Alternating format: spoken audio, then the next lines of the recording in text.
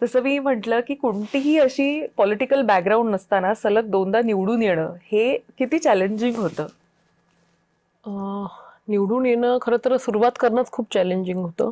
कारण राजकीय क्षेत्र असं आहे की तिथे अ, सगळं काही अनसर्टन आहे आणि अशा अनसर्टिनिटीमध्ये आपण राजकारणासारखं क्षेत्र निवडावं का? इथून खरं तर प्रश्न पडलेला होता. परंतु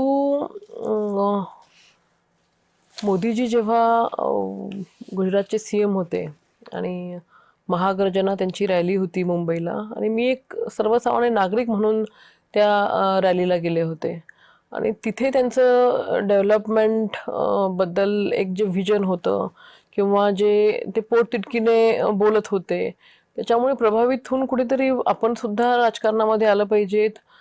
डेव्हलपमेंट हा विषय घेऊन आपण जनतेमध्ये गेलं पाहिजेत. हा विचार केला आणि खरं तर राजकारणाची सुरुवात केली. सुरुवात केल्यानंतर नक्कीच चॅलेंजिंग होतं.